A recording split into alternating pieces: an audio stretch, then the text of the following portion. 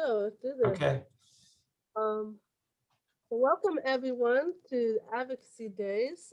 Just a couple of housekeeping things. Remember to go down to the little globe to pick your language you'd like to use. And also remember to mute yourselves when you're not talking. Then I'll give it up to Jeremy. Thank you, Ivanova. Yes, welcome to our actually last Advocacy Day for this legislative session. We're excited to have you here today. Just a couple of quick notes. As Ivanova said, make sure you're muted. A reminder that we are recording this session for people who want to view it later.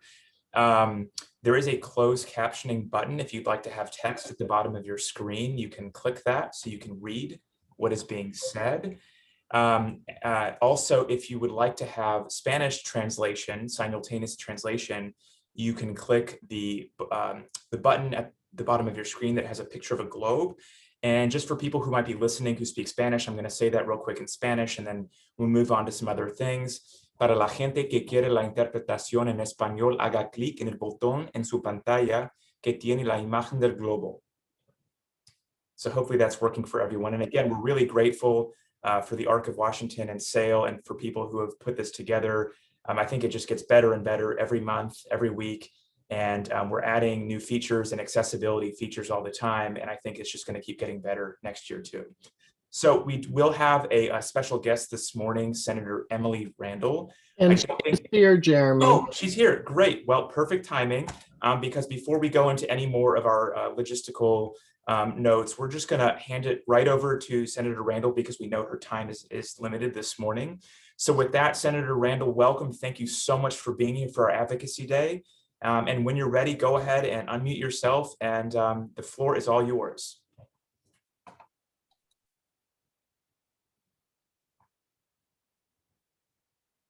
She might be away from it at the moment because she's not responding to the starter video. Okay, she might just. Hi, no, sorry. There she is. Hi. I can't have my video on. I'm on the floor right now, and my camera won't work on both of my links at the same time because I have to have my video on for floor action. No problem at all. We can hear you just fine, Senator Randall. Great.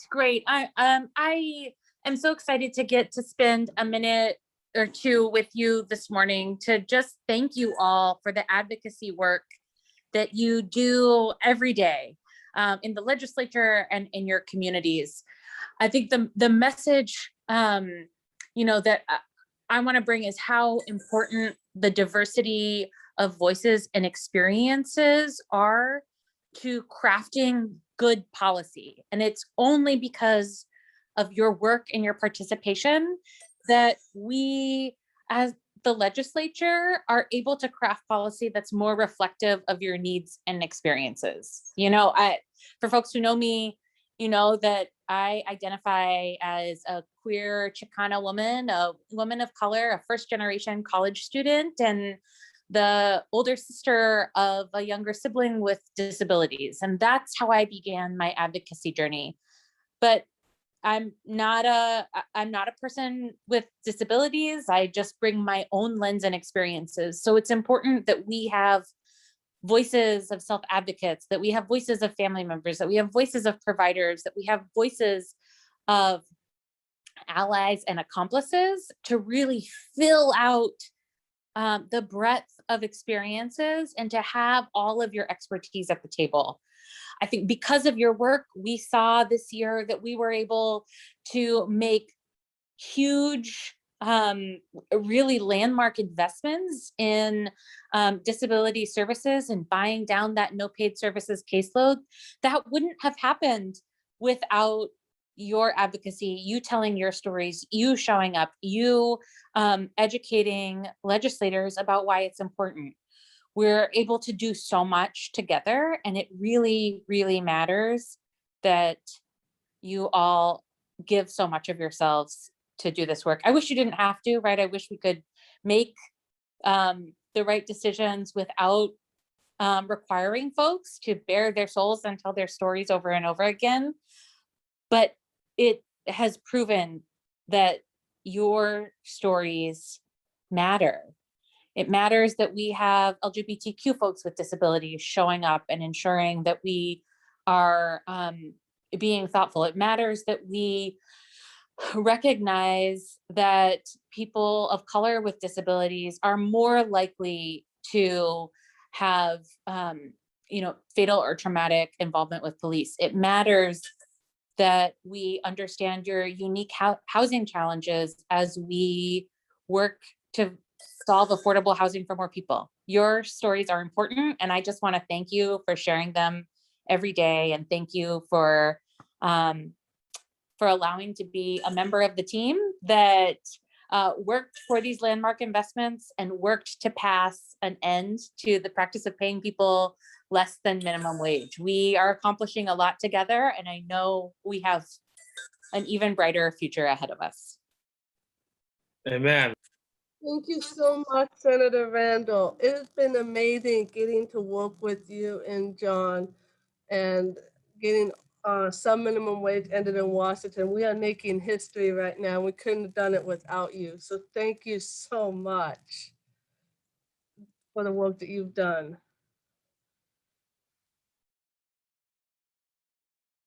You're a true champion. Well, Ivanova, I feel really lucky that I get to learn from you at every session and that we get to work together. It is a really powerful team we're on.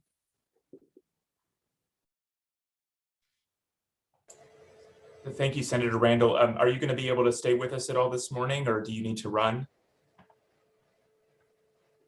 I have a few minutes. I probably have until about 10:15 before I have to go to caucus. Okay.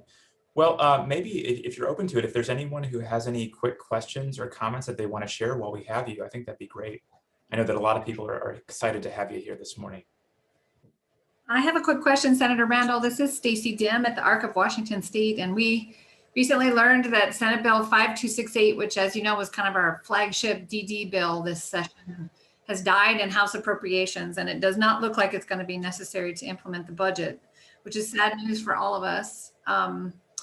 We're just wondering if you have suggestions for how we maintain momentum on some really critical pieces of that bill, including caseload forecasting and cross systems crisis stabilization and the wage study for services in DDA. It just had a number of components. We were really shocked and sad to see it not make it out of the House. I guess I share your sadness and frustration here. And it's not often that a big bill passes in its first session, but I will say, like, we should take a lot of part in the fact that so much of what we wanted to do was accomplished in the budget and keep asking for more. I think if we can get the wage, advocate that the wage study be introduced or included in a budget proviso in conference, if the House would be willing to do that, that would be one thing. And if not, we come back next year and keep pushing. But there's still a few weeks left in session, and stranger things have happened in such a short time. Well, we appreciate your continued advocacy and thinking about that for us. Thank you so much. Stacy, thanks for the question. I do see that Eric Mathis has his hand raised. Eric, do you want to ask your question? Yes, good morning, Senator. My question is, yes, this is great news about this minimum wage bill, but do you think that when it lands on the governor's desk, do you think that he will veto the bill or not? Oh, I have gotten no signals from the governor that he is considering a veto. Usually that's something we hear from him or his staff, that there's discomfort, and there are no signs pointing to a veto from the governor at this point. If you hear something, please let me know, but I don't think so. Okay, I was just curious because I wanted to ask, because I haven't heard anything, but if there was, I would, a lot of us would like to know. I'm sure. Yeah. Well, the bill passed with bipartisan support in both chambers, so it would be Right, really shocking right. to me. That's great. This is Thank you vetoed for now. your support. Yes, thank you. Thank you. You bet. Great question, Eric, on a lot of our minds. And Senator, if you have time for maybe one more question, I see that Sareti has her hand raised. Sareti, do you want to ask your question? Yeah. Hi, Senator Randall. My name is Sareti. I'm from the Spokane area. I was wondering if when the sub minimum wage bill is going to go into effect since it's been passed. Thank you for that question. I will need to pull up the bill report to be able to answer that, though it's possible that Ivanova or someone on the call does know the answer.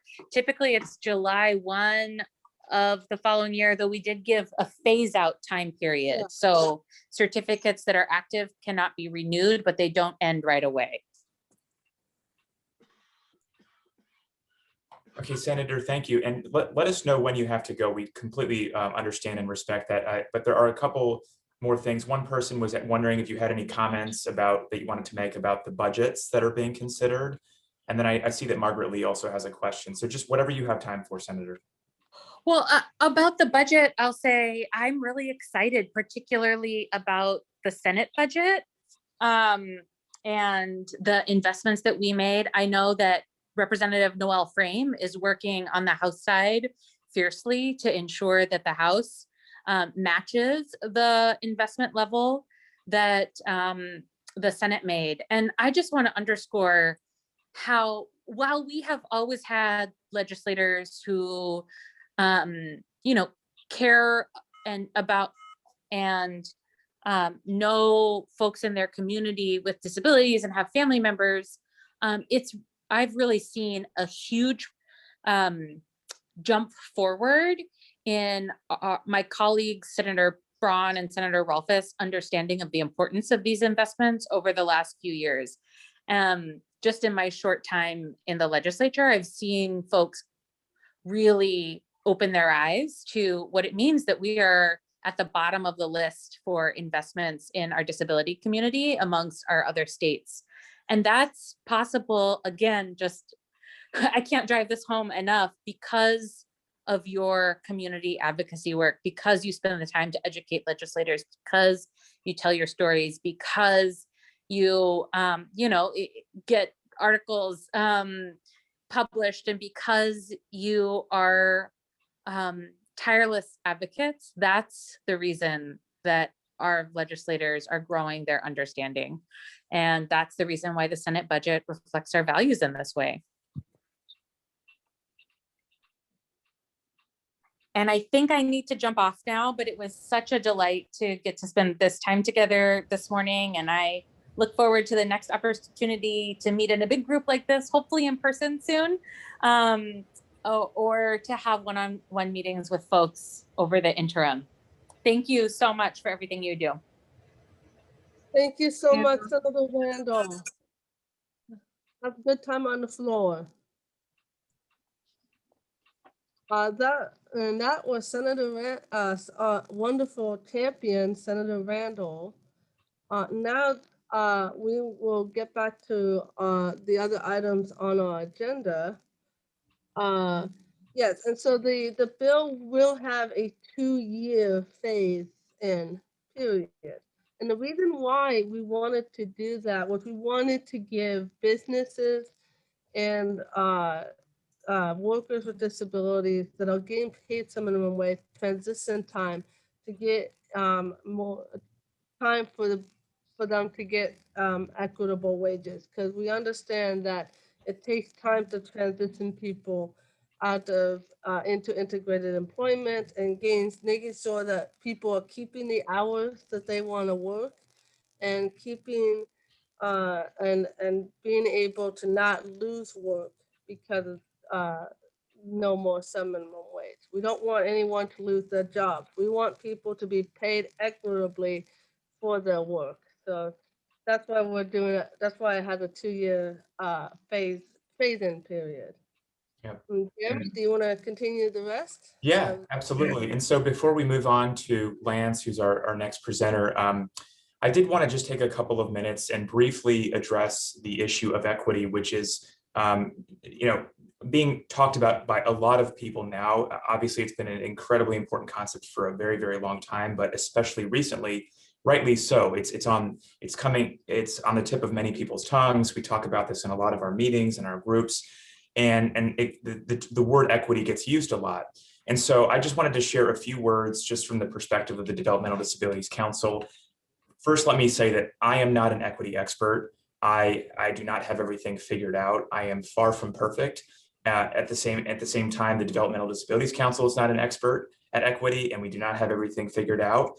But we are committed to being on this journey and trying to be as clear and transparent as we can be about understanding our own limitations and weaknesses, understanding our strengths, and trying to figure out how we can create better practices to be more equitable. And so I just wanted to say that first, because I'm not sharing this as an expert, just as someone who's on a journey and who's learning. So the first thing that I wanted to say is it's been really helpful for us to be talking about this as a council, and first starting with what equity means, because that was our first, one of our first conversations with our council members and our work group was, what do we mean when we say equity?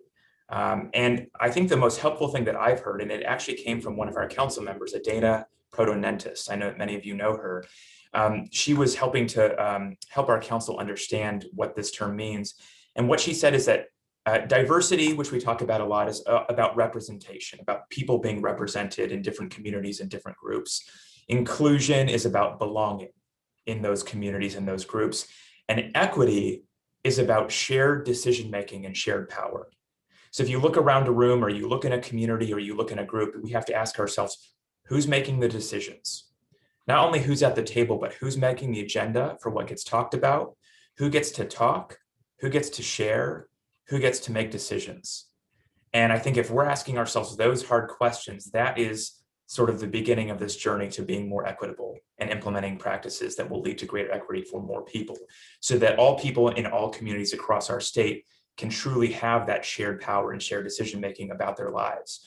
And another thing that I wanted to share with you real briefly is that one of the first steps we took as a council on this journey is that we establish a very clear and short statement about our commitment to equity. And we know that that's just the very beginning, and there's a lot of work left to do, but I wanted to read that to you just so you know kind of where we're starting from. It says, the Washington State Developmental Disabilities Council is committed to making sure our work benefits people from all backgrounds and identities. This includes, but is not limited to, race, ethnicity, language, gender identity, sexual orientation, geography, socioeconomic status, disability identity, service eligibility status, religion, citizenship status, family composition. And so, like I said, that's just the very beginning of our journey, because it's one thing to have a statement, and it's another thing to actually implement policies or change policies to make sure that we're really being equitable. So I wanted to share just a couple more things that we're doing right now. We are in the middle. Jeremy? Yeah. The interpreter's asking you to go slower, please. Oh, yes. And I am guilty of speaking quickly at times, so thank you for the reminder. So the next thing I want to share is a couple of specific action steps that we're taking along this journey. And the first is that we are in the middle of creating a new 5-year state plan, and everyone hopefully knows that by now. And as part of that process, we are making sure that we have specific goals and objectives in that plan that are going to hold us accountable to making sure that the way that we operate and that the people that we're advocating for and the communities we work with are going to help us improve the system in a more equitable way. So it's not perfect, but that's a way that we can actually put our commitment into practice and hold ourselves accountable. We're also going to be examining our internal operating policies to make sure that they have the intended impact. And if they don't, we're going to change them. And another thing that we're doing is we are seeking education and training for our staff and council members so that we can educate ourselves, assess ourselves, figure out what our strengths and weaknesses are, and then create an action plan for improving. And of course, we're always going to be along. I don't think this journey will ever end, where we have a long-term ongoing commitment to learning about what it means to be equitable and to making sure that we're really benefiting all people. So I wanted to share that with you because, like I said, we don't have it all figured out, but I think because of our leadership role in the community, it's important for us to be out front as an aspiring ally, talking about what we're doing to educate ourselves and to be better. So with that, I'm going to hand it over to Ivanova for a few minutes to talk about how self-advocates and leadership is approaching this issue. So, thank you, Jeremy. So SAIL is planning on writing up an equity statement. We're also doing work to try to make sure SAIL is more accessible to people of color and invite more membership that way. And we also, one thing we're really passionate about is trying to get SAIL membership in more of those rural regions that may not have the same access. And one way that SAIL is helping, we're actually assisting people first and getting technology out to to people who don't have technology or may not, who need help learning about the technology, because we feel that technology access is a really good way to make sure that people can attend our meetings and participate in advocacy. And so we need to make sure that our members are supported in that. And so we are looking for we are using our funding to support our members in using the technology. And if we get new members and they don't have technology, we're trying to get that technology out to them so that they have access, because that's really important. And especially with everything being virtual these days, technology is key for that. And so that's what SAIL is trying to do. And we also are supporting, looking at the summer, we'll look at the legislative bills that we want to support in the upcoming years and make sure that they are in line with equitable principles. So that's what SAIL is planning on doing. And we are supportive of that. And SAIL actually in the past has testified on bills about police and that issue. There was a bill a couple of years ago actually that focused on that issue. It made it so that police officers had to be more hold accountable, and that we wanted police officers to also be trained on the respectful ways to support people with disabilities of color. And we know that it's a long road to get that finished. It's not over yet, but we're working closely with other organizations like Disability Rights Washington that's really good at picking up bills like that and finding them. But we mainly focus on self-advocates and the needs of self-advocates, and it doesn't matter what race you are or what ethnicity or nationality you are, you're always welcome at SAIL and to participate. And we're trying to make that more open as much as we can. And technology is a big piece of that. So and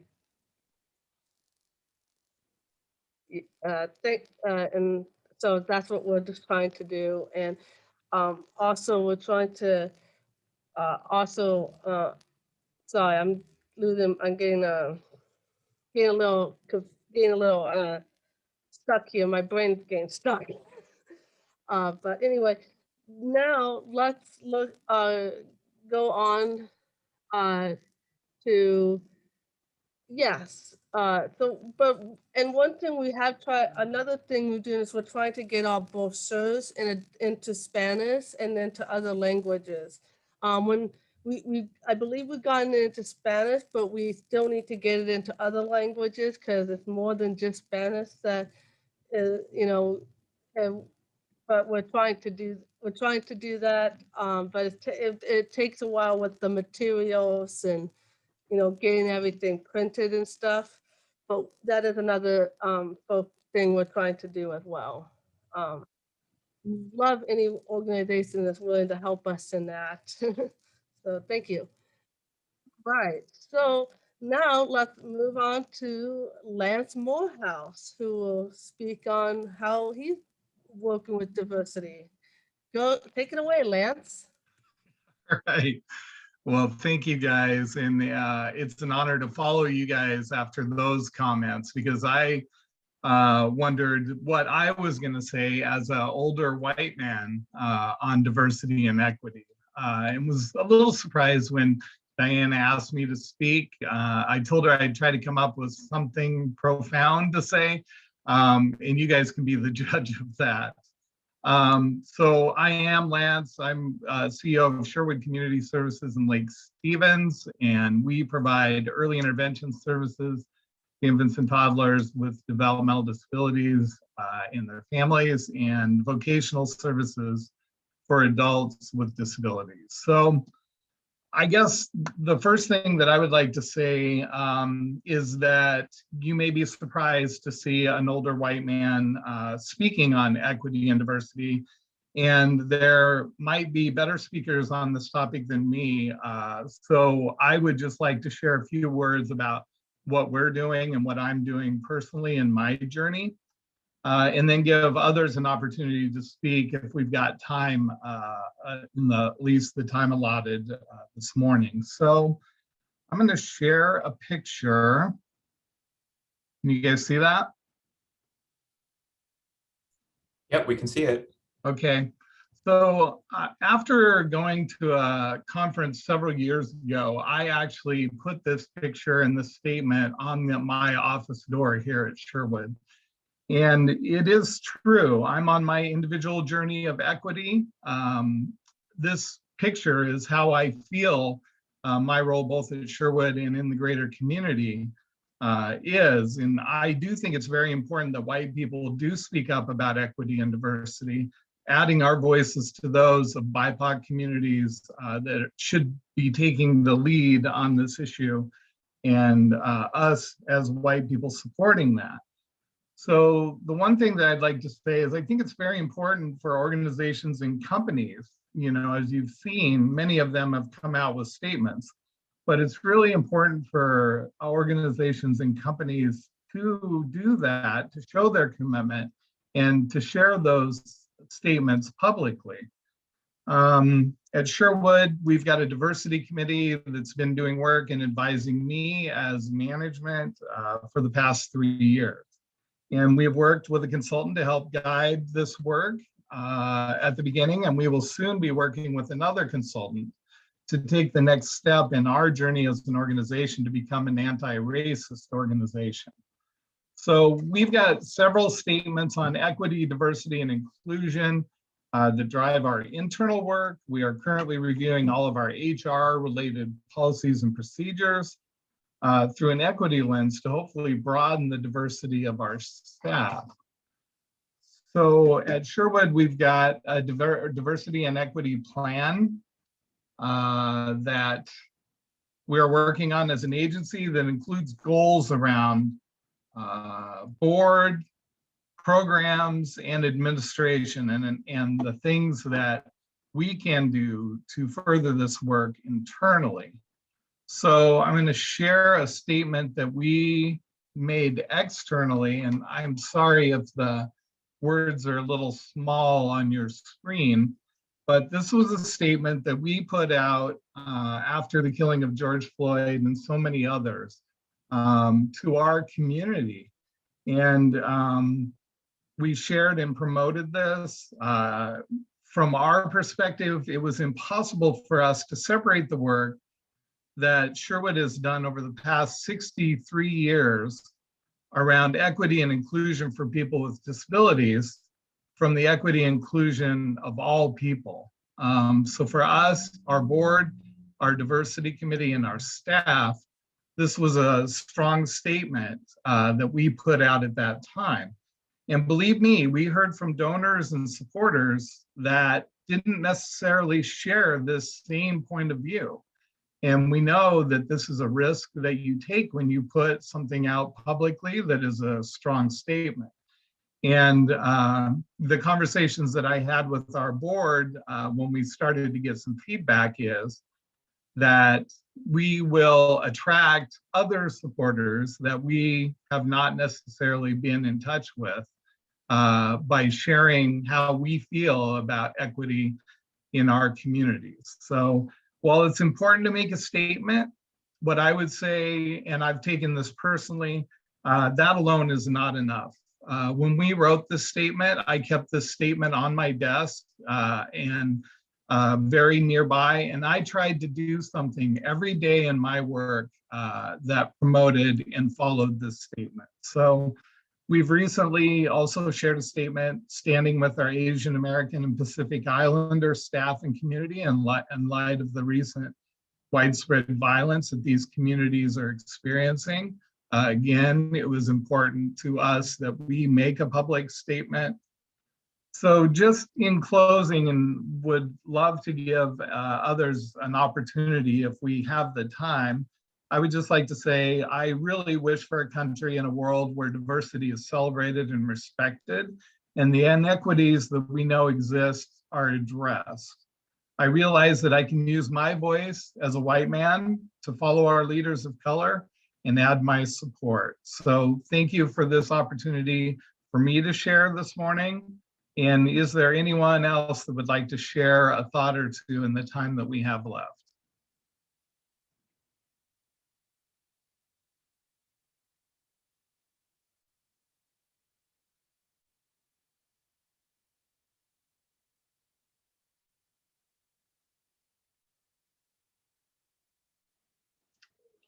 All right, well, thank you very much for giving me this opportunity, as I said, and hopefully the other speakers are going to carry on this message.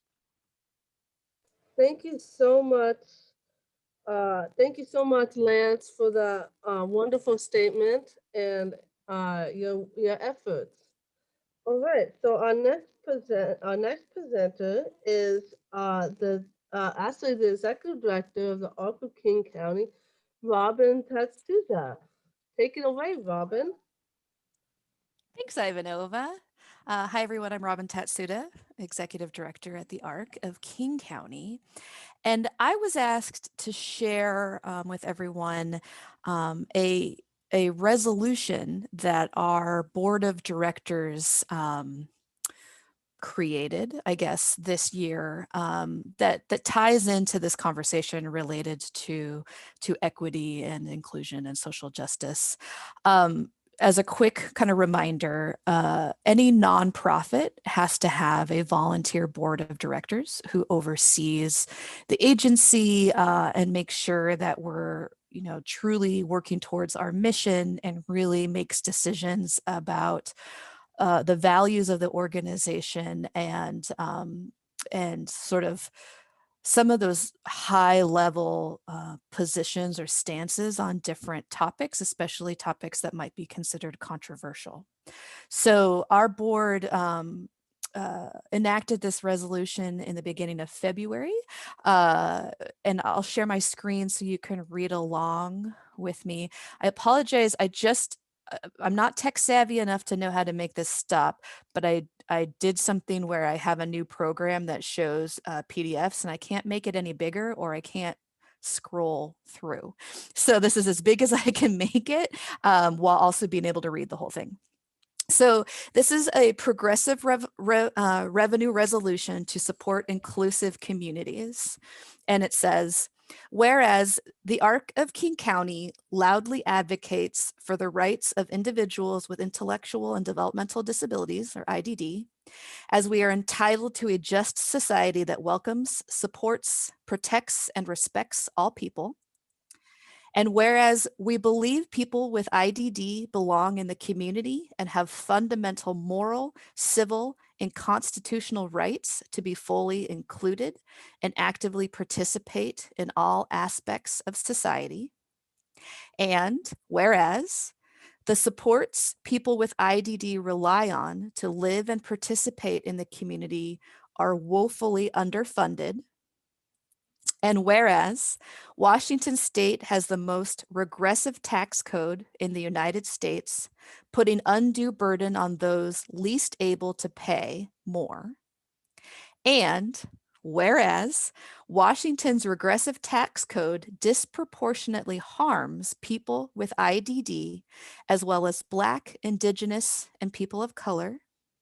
And whereas the Arc of King County finds Washington's inadequate regressive tax code is an example of racist and ableist policy that deems people with IDD, especially Black, Indigenous, and people of color with IDD, as less than, therefore be it resolved that the Arc of King County supports the passage of state-level progressive revenue measures to address the inequality embedded in our tax code and to increase funding to support inclusive communities that benefit people with IDD of all ages, especially Black, Indigenous, and people of color with IDD. We want progressive revenue that ensures people with IDD thrive in their community with active and healthy lives. We want to see real change in our community so that we are no longer pushed to the margins. Progressive revenue must ensure equitable, community-based services, including but not limited to early learning and childcare, child welfare, education, family and caregiver supports, affordable housing, healthcare, including mental health and behavioral health and long-term supports, employment and residential supports, transportation, and public safety. And the full document actually has a handful of footnotes that have data to sort of support some of the statements that we made in the resolution. I'm not going to read through those. But this is basically, you know, the Arc of King County has publicly stated that we support progressive revenue. And also when we're looking at it through this lens of equity, that we recognize that the current way that Washington State's tax system works is racist and ableist. And we chose to use those words very specifically because we felt that it's important to say what it is, to not soften words to make other people feel comfortable, that when you are one who experiences racism and ableism, that it is harmful to those who experience it to try to soften the words for other people's comfort, that it's most important to be accountable to the people who are experiencing racism and ableism and make sure that they're truly being heard and that their needs are being advocated for. So we chose those words specifically to really impress the importance of making sure that the way that our tax system works is going to truly benefit the people who are pushed out to the margins the most and really help build a world that allows everyone to meet their full potential. So that's our resolution. I don't know if there are specific questions or comments about it, or if you hoped I would say more, but that's it. Thank you so much, Robin. What a wonderful resolution. And I agree, our tax code is very regressive. And racist and ableist goes along with that. So thank you so much for sharing that with us. And we'll definitely share it out to people. Now we will be hearing from Stacy Dim, who will be talking about the partnership with the Open Doors for Multicultural Families. Take it away, Stacy. Well, thank you. And I'm really excited to follow Robin in that tremendous statement from the Arc of King County and their resolution. As you know, I'm the executive director of the Arc of Washington State, and our board is comprised of members from all of the chapters across the state and is also taking up consideration of that resolution. And I'm excited to have that conversation. I do want to recognize for 1 minute that I am a white person with the privilege that comes with that, speaking about equity today. And I'm so humbled and in awe witnessing the historic actions around racial injustice in the United States and in our own state. Our disability movement is deeply connected to the racial justice movement that started in the 60s. And in so many ways, we have to confront our own history and acknowledge that the current system of caring for people with developmental disabilities was largely designed and built by white affluent parents across the nation. And that in many ways, it has left out families and individuals with disabilities of color. And it has ignored the cultural and racial barriers that have prevented all people with disabilities from living in and accessing care to the community. So we have our own work to do, which is energizing and exciting to me. I think that racism and ableism are often thought of as separate issues, and that ignores the experiences of people of color with disabilities and their families. The social justice model of disability, for example, that the disability community embraces, by definition, includes people of color, and yet we're not always inclusive of the struggles of people of color. So I want to make sure we understand the connection between those two systems of oppression that really should unite us and shouldn't be ignored any longer. So I wanted to make sure you know that the ARC has an upcoming strategic planning process that we hope will occur through a lens of equity and be inclusive of all people across our state and in our community. I think that the ARC has a responsibility to speak up loudly around racial injustice and the systemic social injustices that divide us. And so we'll be providing every opportunity that our organization can to heighten this critical conversation. So I just wanted to say that. Now, Diane, I don't know if you have on the flyer for Open Doors for Multicultural Families. I'll move on to that topic. If you don't, I can share my screen, I think. Diana, let me know if I should share my screen. Open Doors for Multicultural Families wasn't able to send somebody today, so I'm going to do a shout out for their I don't have that up. upcoming webinar. That's okay, I'm getting it. Just takes me a second. Can you see it? So Open Doors for Multicultural Families has partnered with the OEO and with OSPI and a project called the Family Engagement Collaborative as part of the Inclusionary Practices Professional Development Project that OSPI is running. And many of you may have heard about this. It's a critical piece of ensuring inclusion for children in public schools. And this particular project is focused on bringing families and individuals with disabilities, sorry, not just developmental disabilities, but with disabilities and professionals together to really talk about the barriers to family engagement in public schools with a lens on equity and cultural responsiveness. And so I just wanted to make sure if people are interested in this, that they know how to register. This is the flyer that we'll share and post on our website. And I encourage people to join this larger conversation, especially if they have school-age kids or they've been recently out of the school system, as well as younger adults with developmental disabilities. Give me a date, Stacy. The interpreters would like you to slow down just a little bit. Thanks. Oh, I'm sorry. I apologize. I talked too fast too.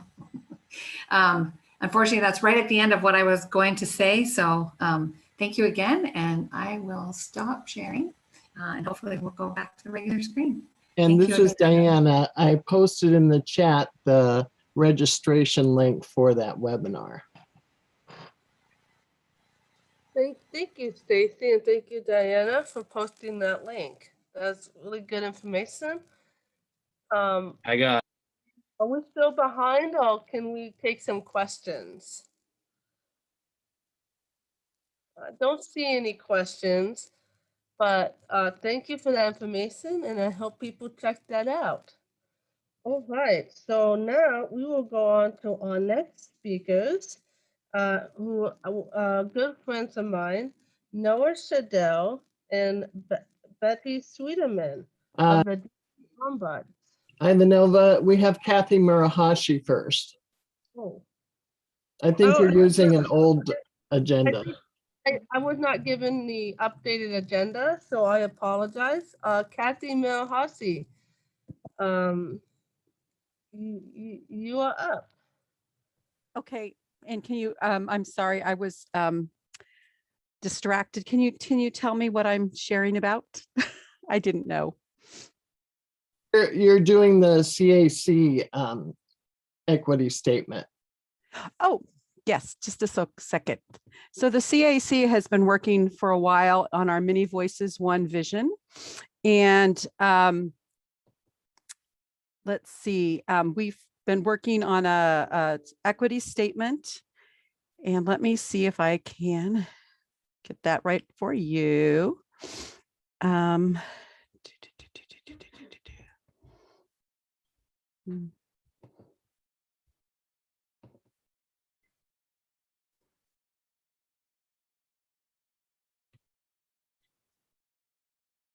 Sorry.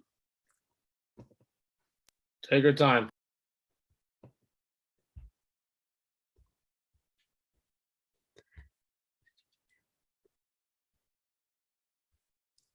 I believe it's here. I want to make sure I have the right version. I believe this is it. Oh, that's not it.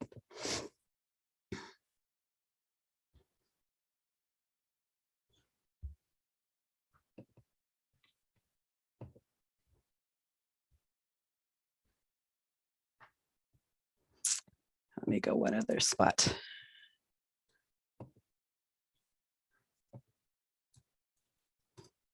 Sorry, I somehow missed that I was sharing something today.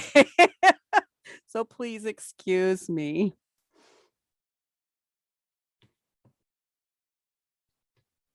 No problem. It's understandable. Or if you have somebody that wants to go before me, while I pull it up.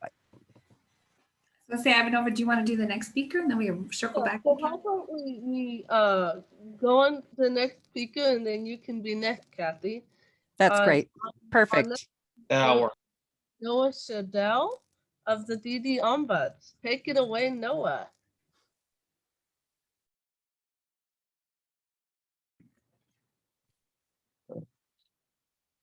Okay, hello.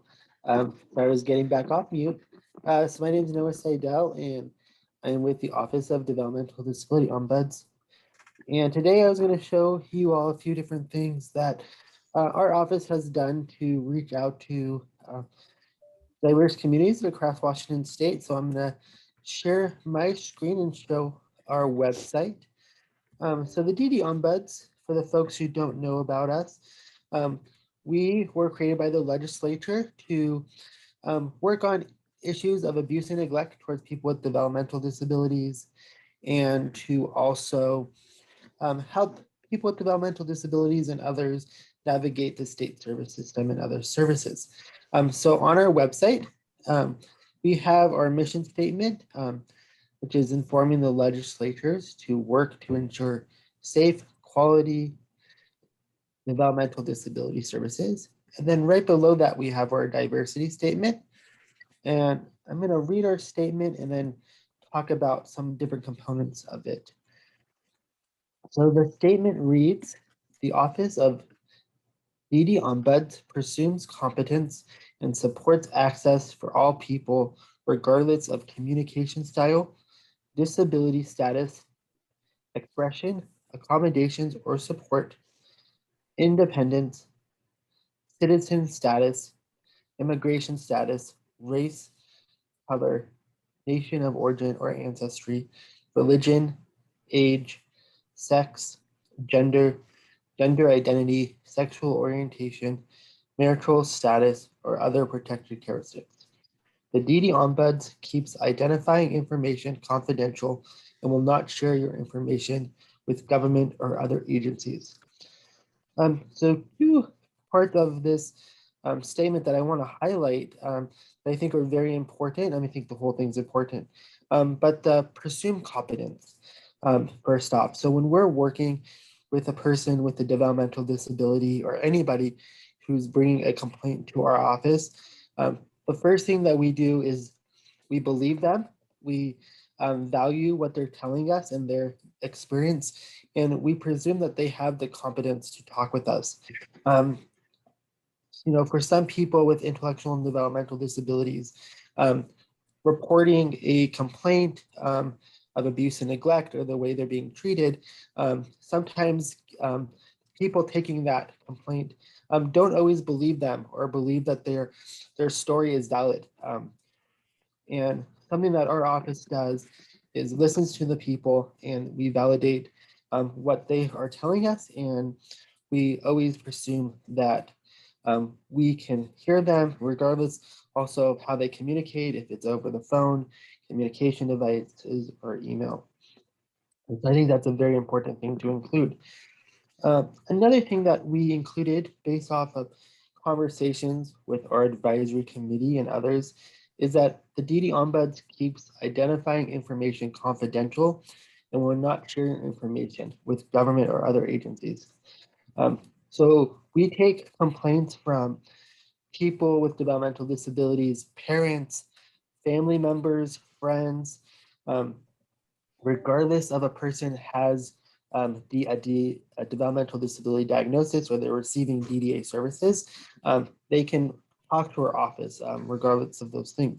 And if somebody is going to talk to us and share their citizen status or something about their background, it's very important that that information is kept confidential and that they know that they can talk to our office and we won't share their identifying information. So those things we tell people when they first talk to us that all of our work is confidential, but to highlight that their identifying information is also confidential. So people feel like they can talk to us, something that they talk about in domestic violence and other cases of abuse and neglect, or people are afraid to speak up because of maybe their citizen status, immigration status, or how they're going to be perceived. And we want people to know that they can talk to us and feel comfortable regardless of what their statuses are. So a few other things I want to highlight on our DD Ombuds website is if you click on the resource tab, we have DD Ombuds videos that are made. We have two videos on this page. One is what is the DD Ombuds, explains our services. We have it with ASL interpret that is embedded into the video. So we have two different versions. And we have a DD Ombuds self-advocacy video that was created by self-advocates around the state. And both of those videos have a ASL version and a version without ASL. And another thing that these videos have, and we have instructions on the top of our page, is how to change the subtitles. So the videos are in English, but we have them with subtitles in Chinese, Korean, Somali, Spanish, and Vietnamese. So when you're watching it and here are the instructions, you can add those subtitles in those different languages. So we want all of our materials to be accessible for people who speak different languages. And also on our website, if you click on DD Ombuds brochures, we have our DD Ombuds brochures in English, Korean, Russian, Somali, Spanish, Tagalog, Vietnamese, and Chinese. So those are the 7 most common languages in Washington State. So we wanted to make sure that for people who want to learn about our services or contact us, for example, you can click this one, you see what our brochure, they're all formatted the same, but they're in the different languages. So we have these materials that we can get out to people so they can talk to us. And another thing we do is when you call our office, if you need an interpreter, we have access to interpreting services that has a very wide range of languages that folks, if they speak another language, we get connected to that interpreting service so we can have conversations with them in the language that they speak. And the person on the other end who's doing the translating also has those confidentiality requirements on those conversations. So those are just a few things that our office has put together to make our services as accessible as possible to all folks with Washington State. Thank you for the time today. Thank you so much, Noah, for thank you for that information. That is really helpful. And so just go to that website if you want to learn more about the DD Ombuds. And the videos are really fun. They're really great videos and very accessible for people who need visuals. Okay, so now we're gonna try to go back to Kathy if she is ready. Yes. The BAC's equity statement. Take it away, Kathy. Thank you. So please excuse me for not being prepared. So Sean Latham and I are the co-chairs of the Community Advocacy Coalition. And the Community Advocacy Coalition is a group of providers, family members, individuals with disabilities who have created a coalition around the community. That we really want to represent the community that of individuals with disabilities rather than institutions and other things. And that's the history of us. And we meet monthly, the first Tuesday or first Monday of each month. And over the course of time, we have created what we call the Many Voices, One Vision statement. Can I share that maybe on the screen? But you should be able to share. Thank you. So it's a very long statement, and I'm not going to read it all, but there's some pieces that I think will be helpful. I'll read kind of the intro, and then I really want to focus on the equity part. Individuals with intellectual or developmental disabilities in Washington have much to contribute to the community, yet may need the support of families, advocates, and government leadership to live a quality life. Our many voices join in unison for a common vision, a community of full participation. Our statewide member organization of Community Advocacy Coalition for People with IDD represent the interests and goals of about 117,000 individuals and their families and employees who support them in Washington state. We collectively agree to the following principles, which we believe are core to full participation in every aspect of life. We want to ensure that these actions are integral part of all planning and service delivery efforts for individuals with IDD in Washington state. So we have some principles here. We believe that people should have a full and meaningful life, self-determination and decision-making, nothing about us without us, that we support families. And this is the statement I'd like to share. And this is new to us, and this is an area of our growth as we move forward to recognize, how important that these other race and equity and other identities, intersect with disabilities. And I always call it as like this onion with many, many layers, and it just adds to the complexity for individuals and their support needs. So this is our statement. We are committed to ensuring that healthcare, education, and vital systems are equitable for all.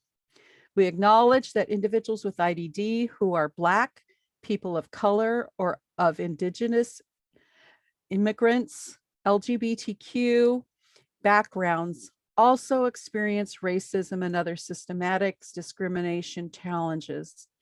Therefore, all of our work must be grounded in race, equity, and social justice.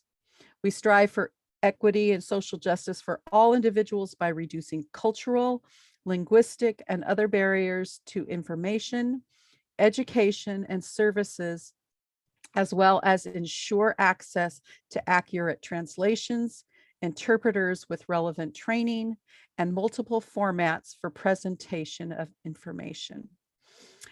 And there's a lot in that statement, and I think it's a continued thing that we are continuing to grow and figure out how we advocate for those things and how important it is that we consider these things when we are advocating for our system. So thank you. Thank you, Kathy. That was wonderful. Now we are going to move on to hear from Patty Gonzalez, who, will be speaking on her experience. Take it away, Patty.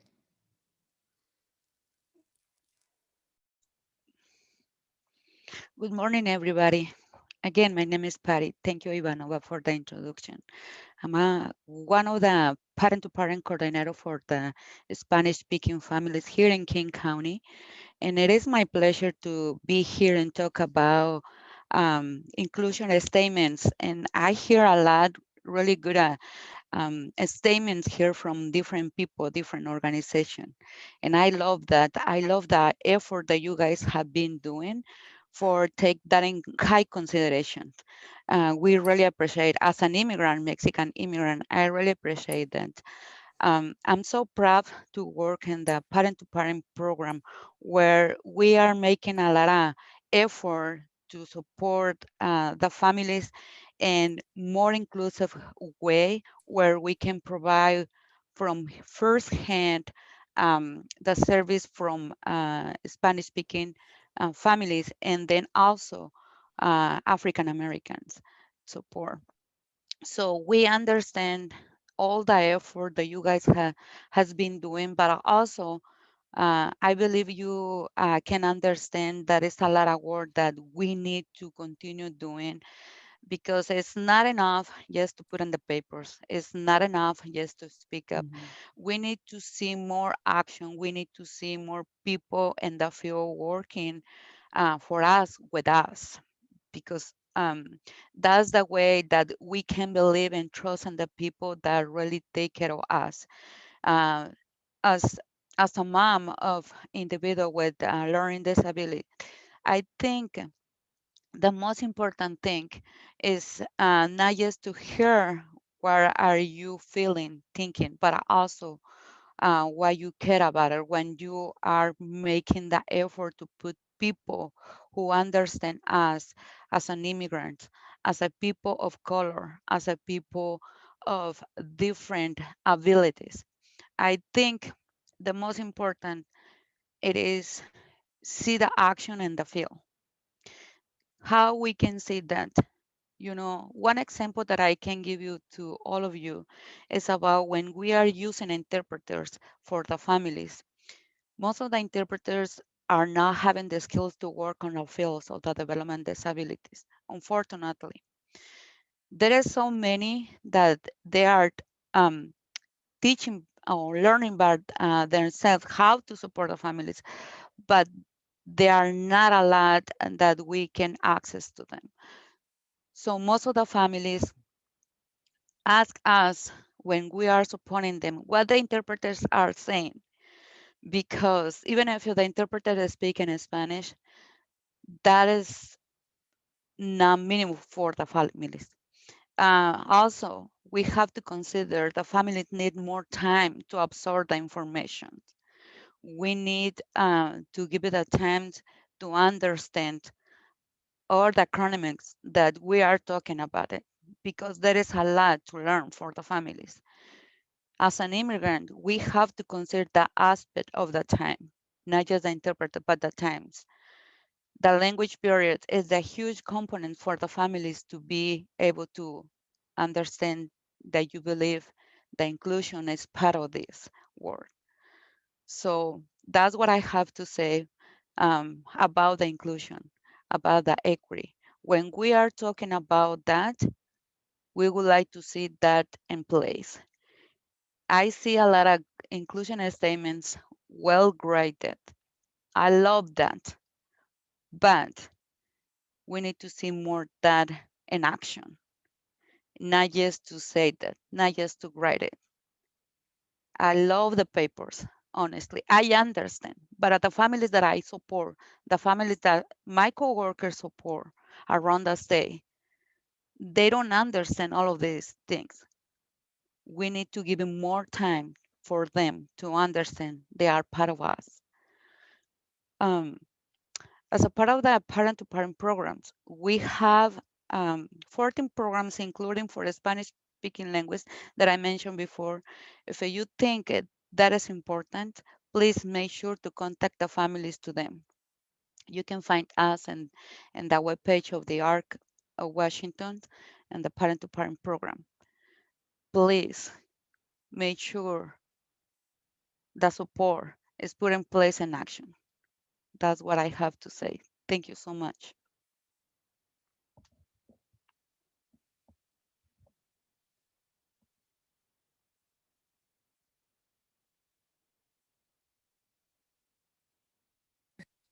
Thank you, Patty, for that wonderful presentation and sharing your experience with parent to parent. That is very valuable. Now, we're going to go on to our next presenter, Beth Leonard from Disability Rights Washington. Take it away, Beth. Thanks, Ivanova. Hi, everyone. I'm Beth Leonard. I'm from Disability Rights Washington. Thank you for having me here today. This is a really great conversation, and I'm really excited to be here with you all talking about this really important issue about how our advocacy community is doing equity work together. So I am here, I'm a staff attorney at Disability Rights Washington, but I'm also the co-chair of our Diversity, Equity, and Inclusion Committee at Disability Rights Washington. And so I'm gonna talk a little bit today about the work we're doing internally at DRW so that we can move our equity and inclusion goals forward as an organization. So I think like many organizations here today, we have a DEI statement that kind of guides our work. I'll just summarize it because I didn't load it up here today. I'm sorry. I can send it to the organizers if folks want to read it after the meeting today. And Beth, I'm sorry to interrupt you, but just like a few of other people, just a reminder to speak more slowly. Thank you, Jeremy. You joined our team. Perfect. I will. And please remind me again if I speed up. It is something I need to constantly work at.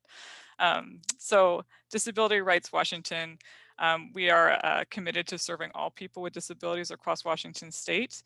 And we recognize that people with disabilities need to be at the front of any fight for justice or movement for justice in the state.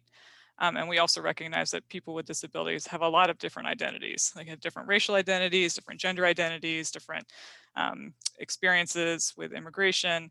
And we want to make sure that our services at DRW are responsive to all people with disabilities across the state. And so we recognize that we need to do some work and learning about how to make our services more accessible and responsive so that we are doing work that benefits everybody with a disability, not just some people with disabilities. So internally at DRW, we've done a couple things that I'll share. The first is we have a Diversity, Equity, and Inclusion Committee, which I'm a part of. And that is the kind of group of people at DRW that's driving our DEI values forward. So we have a system set up for accountability. So like questions and issues about DEI can come to that committee, and then that committee can kind of assign tasks and learning to staff at DRW so that we can move forward together. The second big thing that we're doing that's interesting, I think, is we've been doing race-based caucusing at DRW for about a year and a half. Thank you for the reminder to go slower. So we've been doing caucusing, which is essentially just a group of people, and we are separated in a white staff caucus and a people of color caucus. And that is really a place for learning so that folks can get together and do independent work so that we can learn how to work better together and not harm each other. It's also a good place to talk about advocacy, like how DRW can be doing advocacy differently. So we're thinking both about how we do our work externally, so how our advocacy can be beneficial to everyone, and also how we can make sure that internally at our organization, we are not creating harm there as well. So we're trying to do both pieces, which is a lot of work. I will share that it has been a very, we have been very productive, and we have moved a lot and learned a lot in the last couple of years, and we still have a long way to go to make sure that we are doing this work well and that we are being accountable to the communities we serve and also accountable to our own staff at our organization. And so we are looking forward to working more with everyone else here, all the organizations across Washington state, to make sure that we are being responsive and learning from each other. And we are just excited that this is a topic of conversation here and that we can work with all of you on that. And I think that's all I'll share today. Thank you so much, Beth. That was very helpful information. And it's great that your organization has systems of accountability. Now we will move on to Diane Staden, who will go through our bills of interest. Take it away, Diana. Good morning, everyone. Let me share my screen real quickly here. So as most of you know, we're getting close to the end of the legislative session. We've been watching the budgets, the capital budgets we've been very concerned about because of the nursing facility, the new one they want to build at Fircrest, as well as the adult training program that they want to build a new building for. And we believe all of those services should be and can be met in the community. So we have not been happy with the capital budget, which is why you see the frowny faces on there. The operating budget in the Senate, they did a much better job. The House didn't do so well, but the Senate provided a lot of the things that we've been asking for. Not nearly enough, but because of the budget, we're grateful that we're getting, some new things. We are down to a small list of bills left that are still going through the process. I'm just going to highlight a couple of them. We've been working on the Fair Start for Kids Act, and that works on childcare and early learning, does several different things within it. And there's been two bills, one in the House and one in the Senate, that have been running concurrently. Now, this happens a lot with bills in the legislative session. There will be two of them, one in the House, one in the Senate. Usually somewhere along in the process, one of the bills dies, and then we just have one moving forward to the end. This year, both of those bills just kept going for quite a while until last Friday when they made that final cutoff. And so the House bill died, the House Bill 1213, but down below you'll see the Senate Bill 5237, which was the same bill. That one is the one that's going forward. Another bill that I wanted to call your attention to is Senate Bill 5268. This has been our big bill that we have been pushing for this session. It contained quite a number of things. Top of the list would be getting us towards caseload forecasting, which the Developmental Disabilities Administration is the only agency that doesn't have caseload forecasting. And it's a reason why we're the only agency with a long waiting list. There are a number of other things. We need to look at the wage structure for residential supports. It also talked about redesigning the RHCs, the intermediate care facilities, within the residential habilitation centers, or RHCs. That bill seemed to be moving along. It was getting a lot of support from both sides of the aisle, and we thought that it was going to make it to the end. And then suddenly Friday, it died in the last committee that it had to go through. So now we don't have that bill. Now, next session, we'll be able to pull that bill up again and start it from where it left off. But it was very disappointing not to see that bill pass. So we'll be watching that. There are several pieces of the bill that will show up in the budget, which is good, but not nearly enough. It's only a small portion of what would have been in the bill had it passed. So we'll be working hard on making sure that one gets through next year, but it was very disappointing to learn that it did not make it through. Diana, this is a quick question from Margaret Lee. Have you heard why it didn't go through? No, unfortunately in the legislature, there are a lot of behind the scene things that happen that we often are not aware of. And this happens to be one of those. We have not heard why exactly the bill didn't make it out of appropriations. That was the last committee it was in, was House Appropriations. So if anybody has one of their legislators on the Appropriations Committee, you may want to send them a note and let them know how disappointed you are that that bill did not make it through their committee. The last one I'll touch on is Senate Bill 5284. And self-advocates have been working on this for several years. They got a component part of the bill last year, but it only applied to state agencies. This year, the bill has passed both the House and Senate, and so it will go on to be law. And it takes about 2 years that we'll be phasing out those sub-minimum wage certificates, so that after that, people with developmental disabilities will have to be paid minimum wage for their job and not 2 or 3 cents an hour or $2 an hour. So we're really grateful that this one has made it through to the end. And so we'll take that as a win, and we're going to keep working on 5268 to get all those transformation pieces done that are needed for disability services for us. And so with that, I will send it over to Alex to do a little wrap up. I do want to remind everybody that we have a COVID vaccine question and answer tonight.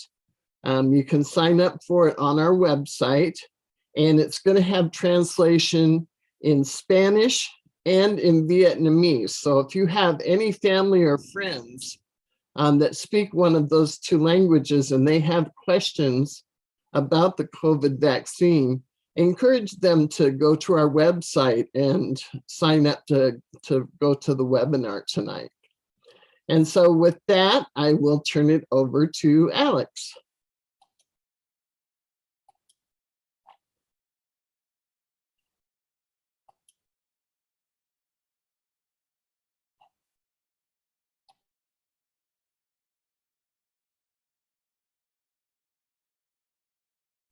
You on the air, Alex?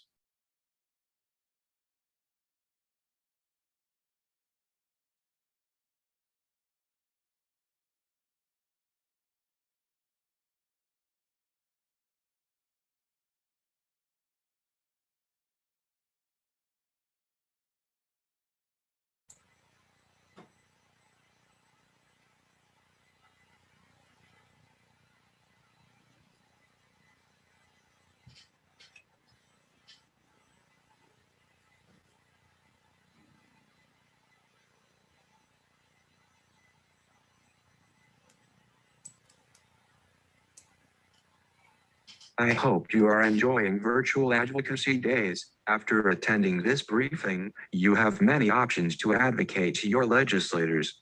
You can schedule a Zoom with your legislators, testify at a hearing, email your legislators about bills that are important to them, watch each advocacy day afterwards on our website, email to get virtual appointments with your legislators. You can watch hearings on TVW. You can sign in to testify at future hearings. You can sign in pro, con, or other, or submit written testimony on a bill. And be sure to join us for future advocacy days. We need to make sure you are satisfied with Advocacy Day. Be sure to fill out our feedback form. Let's walk through it together. Advocacy Day is a project of the ARC of Washington State and funded by the Developmental Disabilities Council. Your feedback helps us to continue improving and helping your voice to be heard. Start by putting in your email address. Next, you select the Advocacy Day you are giving input for. Today is April 7th, Equality and Diversity Day. Then you respond if this is your first Advocacy Day or not. Next, you pick the smileys that answer how you feel about the virtual Advocacy Day. Then you submit the form. Just as easy as that. Your input helps Diana and the ARC to know what you like, what you don't like, what is helpful, What is not helpful? You can learn all about these and more ideas to get involved on our website at www.arcwa.org and click on Advocacy Days. You can also contact us at sale@arcwa.org or diana@arcwa.org if you need help. As many of you know, this has been my first legislative session as the policy coordinator for SAIL. I have learned so much from all of you and look forward to working with self-advocates to increase our SAIL membership, reaching out to communities of color, Indigenous communities, LGBTQ+ communities, and more to strengthen our numbers across the state of Washington, including rural and underserved communities. Thank you all for your support for my first session of Advocacy Days, and I look forward to the work to come. Our voices are being heard and work has been accomplished, but much more is needed. Again, thank you all. Back to you, Ivan. Thank you so much, Alex. And we've loved having you as our policy director. You have been doing amazing work, and we really are thankful for it. And thank everyone here for making this year's virtual Advocacy Days a success. This has been a really fun-filled, information-filled Advocacy Days. And, we couldn't do it with all of you. So thank you for coming, and thank you for all of the great questions and feedback, and all of our wonderful speakers who spoke today and past Advocacy Days. You all done a wonderful job, and we're hoping that we can get even more people next year and more work done in the interim. So we got to continue on in the interim and make sure that things going and the civil rights of all people with disabilities are protected. So this has been a lot of fun. I loved being your MC. I loved working with Jeremy, and it's been an amazing opportunity. So thank you for allowing me to have this opportunity, and it's been really awesome.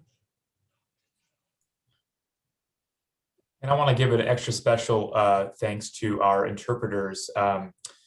It's an incredibly difficult job, an important one. I have a lot of friends who are interpreters professionally. I've done a little bit of volunteer interpreting myself, and it's incredibly challenging. And so we really appreciate their work behind the scenes to make this accessible to more people. Also, all of the artwork that I did today and in the past Advocacy Days, you're welcome to use for your virtual backgrounds. So, those are free for you to use. Just, cite me as the author, as the artist. And I hope you enjoy them. And I hope I can continue making more artwork in the future. And so this is Diana, and we are going to keep our channel open for a little while. We haven't been able to meet in person this year. And so we're trying to find ways that people can still connect with each other and network. And so we just encourage you to, if you've got questions, now's a good time for you to answer them, or you can visit with other people. We just want to make this time available for you.